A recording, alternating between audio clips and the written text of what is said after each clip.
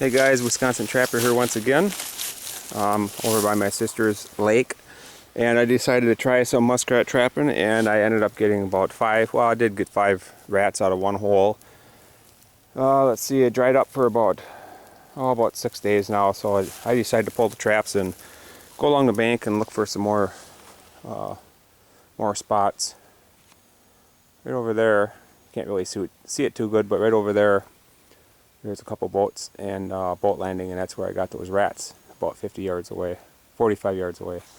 So I'm walking along the shore over here, and I see the classic bubble trail, and it splits. It goes to the left, and it goes to the right. And I come over here ready, and I set the traps, but the bubble trail went right up to below this tree here. I'll back up so you can see it a little bit better. Went below this tree here. And this is an embankment which goes uphill. Okay, so it's about a good 5 feet above the surface of the water. So what I did is I found a hole underneath the tree here, and I put a colony trap in. Alongside of it, I put a body gripper, and that's a Duke 110. Okay, so hopefully tomorrow I'll have some more rats in here. And after I set those, I went down the bank over here and I was looking for some more rat runs, and I found another one. So what I did is I went back home, because I'm not smart enough to bring my traps every time, but I went back home and I got some more traps. And I'll show you a little damage of what these rats do when they tear up the banks like this. They hollow them out and then they start to fall in. And this one's not too bad, but I gotta watch where I walk, because there's holes, like right there, holes going down where it's collapsing. There's another one. That's actually, wow, that goes right down deep. Okay, well, where I took the traps out before, there is the whole embankment is collapsed. So anyway, I walked over here, and I'm looking at the lake here. And this is a beaver dam starting right there, and it works its way over to here. And there's a little overflow right in this area right here. There's an opening. Anyway, so I'm looking around the bank here, and I see this trail of air bubbles. Okay, and so I went back home, got the traps, came back, stepped down here, broke the ice. And I put a colony trap in right here. And again, I found the hole right in here underneath the bank. And this one is about 4.5 feet up. Okay, but it's all one big bank here. So I put the colony trap in, and then right there, see, where are you? Right there.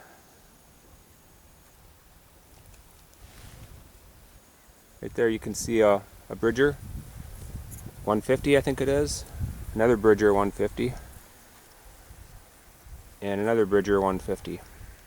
I don't know how many rats are coming in and out of this hole here, but it's about the last hole that I found where I have easy access to. So I just loaded up with traps, and you know, in Wisconsin you can't go too big with your colony traps. I think it's 36 inches. This one I think is 24. It's just the way it came. So sometimes you can't get more than maybe 1 or 2 rats in there, probably 2 rats in there. I've never gotten more than 1, but figured I'd put these body grippers in here just for the hell of it. Did that, and you can see it's a pretty nice bubble trail here. And they go out, and it goes off to the right, and it goes out over here a little bit more, and it goes out.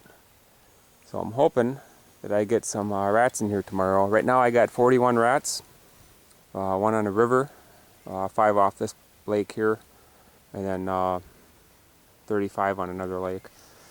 And I got 1 mink. It was coming out of a rat den. Actually it was a muskrat house. It was coming out of it. I could never find the 2 entrance holes going into it. I know they usually have 2 of them that drop out of the huts, but I couldn't find it, so either one. So I put traps in all the holes I could find on the outside. Never got a rat out of there, but I ended up getting a mink coming out of one of the holes.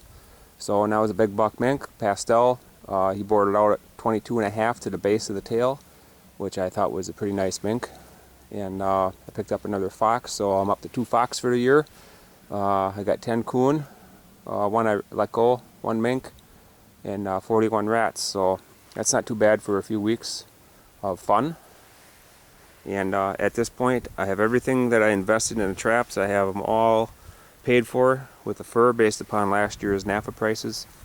So I got about 78 traps. I got a dozen MB550s, 18 Bridger, 1.5 special coil springs. They're the special ones. They got upgraded jaws, I guess, and piano wire springs and so on and so forth. They're just a better trap.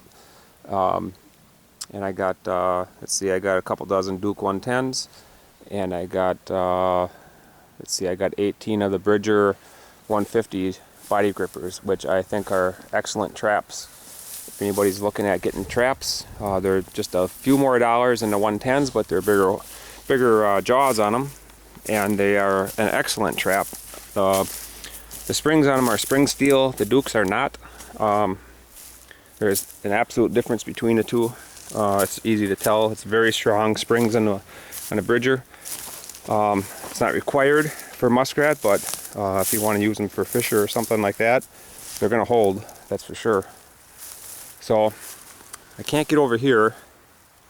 Don't have access over here.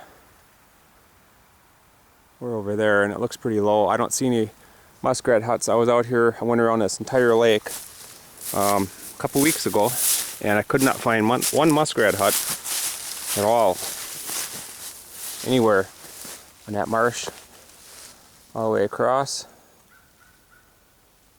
all the way down, not one. So just stand by a second. I'm gonna take a walk. I'll show you that other muskrat area.